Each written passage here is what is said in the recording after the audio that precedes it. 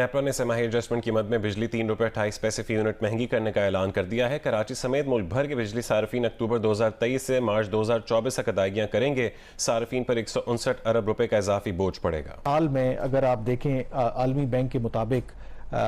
پاکستان میں جو غربت میں یا جو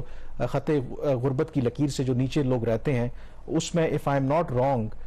کوئی تقریباً 1,25,00,000 افراد کا اضافہ ہوا ہے صرف ایک زمانے میں نے کہا تھا ایسے ہی عذرائے مذاق کہ جو پی آئی اے لے گا اس کو اسٹیل مل فری دے دیں گے، تو لوگوں نے بڑی بات بتائی کہ کون آپ فری دینے والے ہیں، لیکن میرا تو مقصد کہنے کا یہ تھا کہ ان کی تو ایکویٹی نیگیٹو ہو چکی ہے کہ ان کے اثاثوں سے زیادہ ان کے اوپر قرض لگے ہوئے ہیں۔ ہم کما رہے ہیں، یہ اشیاء کر رہے ہیں ہمارے پیسوں پہ۔ روزانہ آپ دیکھیں پیٹرول مہنگا ہو جاتا ہے، بجلی مہنگی ہو جاتی ہے، کس سے پوچھیں؟ دن بدن ہر چیز مہنگی ہوتی جا رہی ہے۔ ایک طرف یہ آپریشن کر رہے ہیں کہ بھائی کنڈا مافیا کے خلاف، اور دوسری سائڈ پہ بجلی مہنگی کر رہے ہیں۔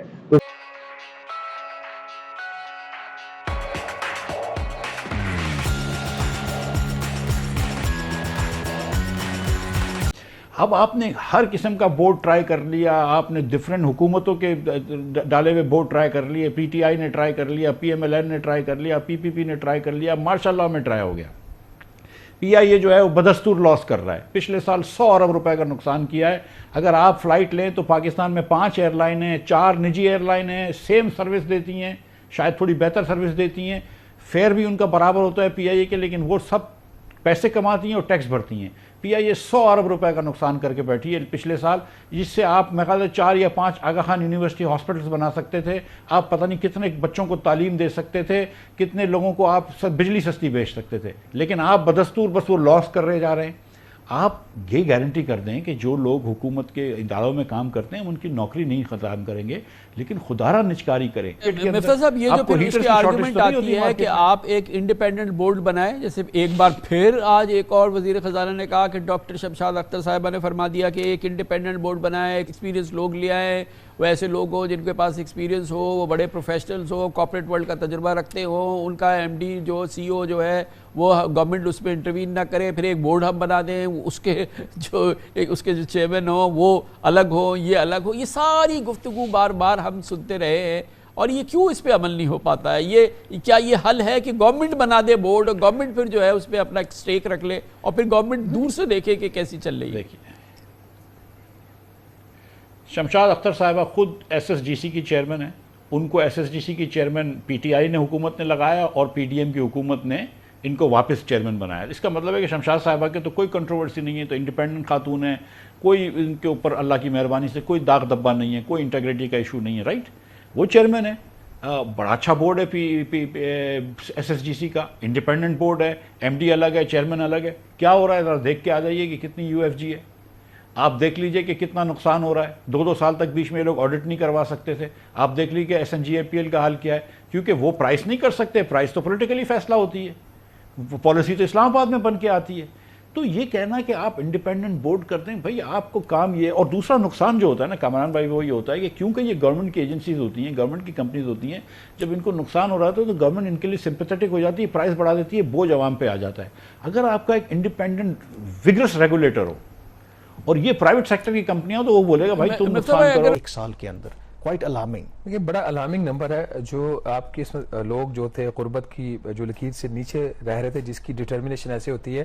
کہ اگر آپ کی روزانہ کی آمدن تقریباً $4 $3.65 کے برابر ہے، جو آج کے ریٹ پہ رفلی آپ کا کتنا بنتا ہے؟ کوئی 1100 روپے کے قریب آپ کا بنتا ہے۔ اگر آپ 300 بھی لگا لیں 300 تو ٹھیک ہے، رفلی کوئی 1100 روپے اگر آپ کی یومیہ آمدن ہے تو، اور اس پھر آپ غریب نہیں ہیں، یہ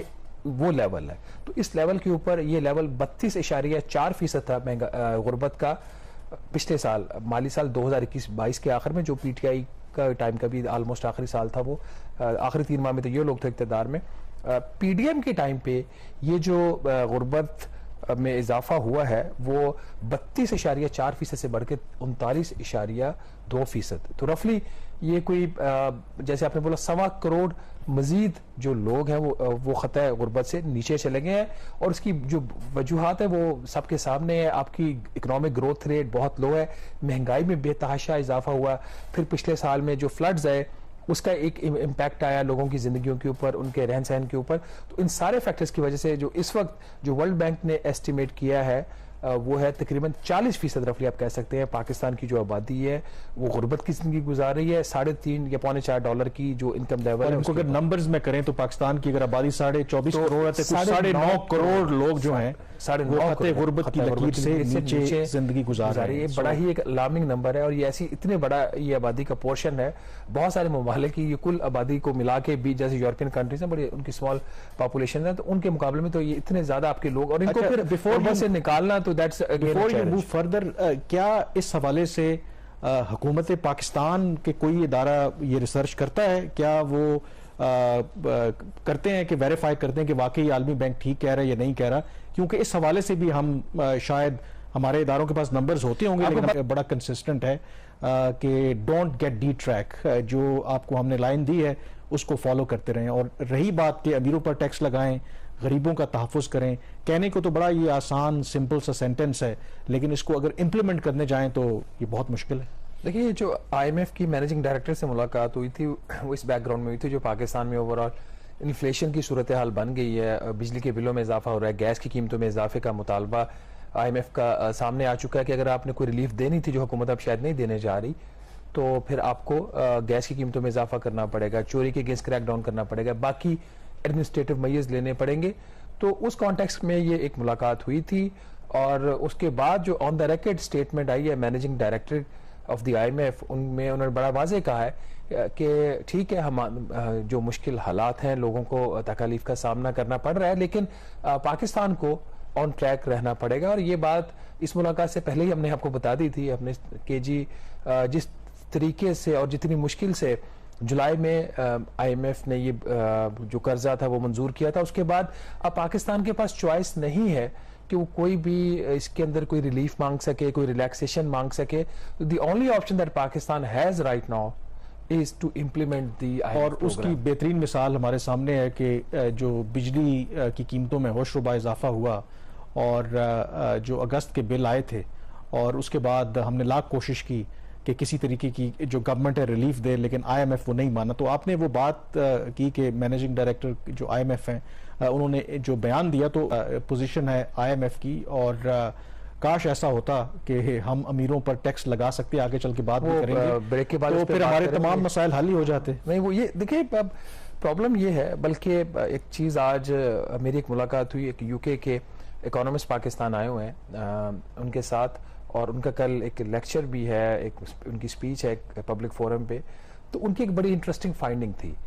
پاکستان کے حوالے سے. انہوں نے کہا جی پاکستان میں ایک ایلیٹ بارگین ہے, ایک ایلیٹ کیپچر کا لفظ انہوں نے ڈیلیبریٹلی استعمال نہیں کیا. انہوں نے کہا 6 بڑے گروپس جو ہیں انہوں نے پاکستان کے ریسورسز کو اور اہم ترین پوزیشنز کو کیپچر کیا ہوا ہے. اس میں انہوں نے کہا جی کہ leading political class, leading business class, leading people of the military, leading جو ہے civil society people, intellectuals, journalist. عوام کندہ نیند ڈالے گی جو کیا کرے گی بتائیں مجھے. ہم تو بس یہی سنتے آ رہے تھے کہ تیل مہنگا ہوا, ڈیزل مہنگا ہوا, بجلی مہنگی ہوئی. یہاں پر کوئی چیز سستی بھی ہوئی ہے کہ نہیں؟ بس حکومت جو ہے وہ صرف اس کے رجسٹر میں صرف مہنگائی ہی مہنگائی ہے. ہم ایک تاجر ہیں, دکاندار ہیں, ہمارے کاروبار نہیں ہے, مہنگائی کی وجہ سے کوئی کسٹمر نہیں آ رہے, جس کی وجہ سے ہم دکانوں کے بل بھی نہیں پے کر پا رہے اور نہ ہی کرایہ پے کر پا رہے ہیں. یہ جو انہوں نے بجلی بم گرایا ہے ہم اس کی مذمت کرتے ہیں, اور اپنے نگران وزیر اعظم سے, چیف جسٹس صاحب سے ہم اپیل کرتے ہیں کہ خدا را ان میں ہمیں ریلیف دیا جائے تاکہ تاجر بھائی اور ایک عام شہری کوئی خوشحالی زندگی گزار سکے. سر پچھلے بل تے ترے کونی تے انی مہنگائی ہے, بچیاں دے پیٹ پالیے کہ انہاں دے بل تاریے, کوئی خدا دا خوف کرو, اینو گھٹ کرو.